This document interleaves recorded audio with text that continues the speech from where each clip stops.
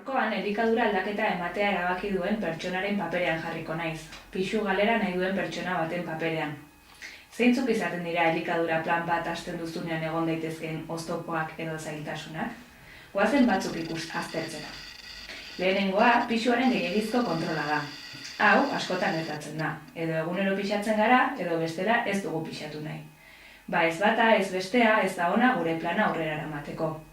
Egunero pixatzeak estresa eragin dezake, eta aurrerago ikusiko dugun bezala, estresa emergentziazko egoera denez, gorputza bizirauteko txipean jarri daiteke, eta naiz eta elikadura goitik behera aldatu, pixuan ez antzemango. Aldiz, ez pixatzeak errealitateari bizkarra ematea dakar, eta beraz ez dugu guztiz onartzen dugun arazoa.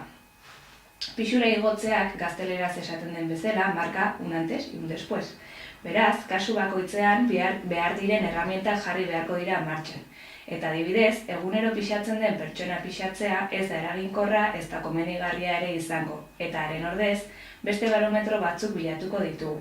Positiboak direnak eta haiek izango dira eboluzioaren markatzaileak. Honekin lotuta, pixuaren galera emaitza izan behar du. Eta ez helburua. Zure helburu nagusia pixua galtzea bada, aste gutxitan utzi egingo duzu plana. Aldiz, beste helburu batzuk markatzen badizkiozu zure buruari emaitzak etorriko dira, tartean pixu galera. Hau guztiz lotuta dago lehen aipatutako barometroarekin, eta esaterako gure helburua gorputzaren osasun osoa bai fisikoa eta mentala lortzea bada, barometroa bide horretan nola sentitzen garen aztertzea izango da.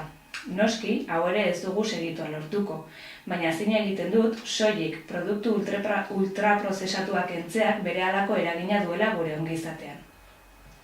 Bigarren oztopoa estresa da. Hasi aurretik, zer da estresa? Estresak gorputzak arrisku egoera batean martxan jartzen duen erantzun fisiologiko bada. Naturala eta beharrezkoa da biziraupenerako. Baina gaur egungo estresa ez da egoera puntualetan ematen. Etengabekoa edo kronikoa izaten da, hau da, estres egoeran dago gure gorputza denbora luzean zehar, eta horrek noski elikaduran ere badu eragina.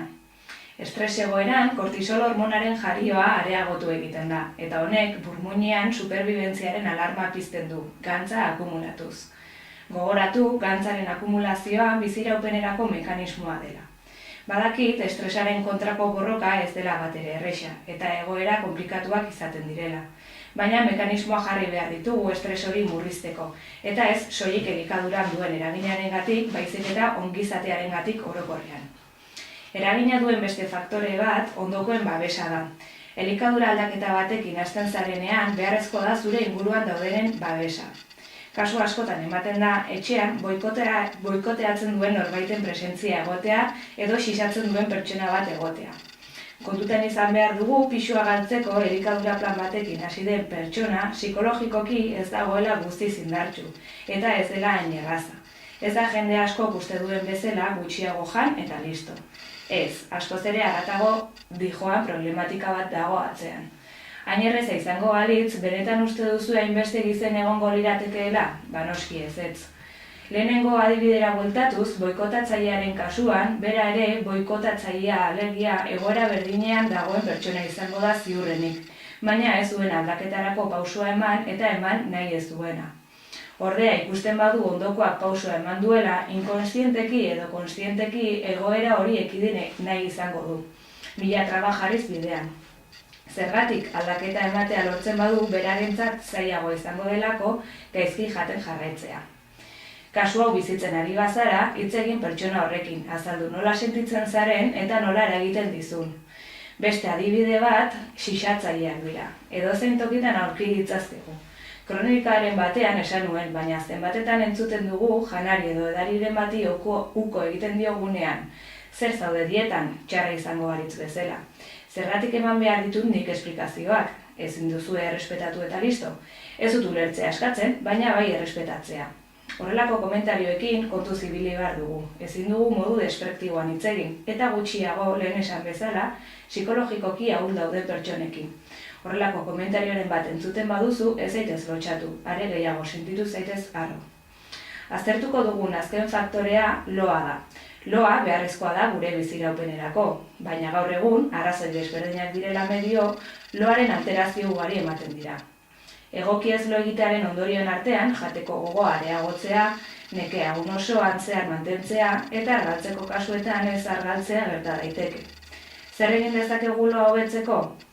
Loaren inguruan kronika oso bat egin genezake, baina gomendio praktikoak emate aldera, goizetan iratzargailua erabiltzen badugu lasaia izan dadila, egunean zehar momenturen batean kalean ibili, eguzkian abaritu azalean, eta azkenik, iluntzen denean, argi fuerteen presentzia ekidin eta ahalik eta giro lasaienean mantendu ohera sartu bitarte.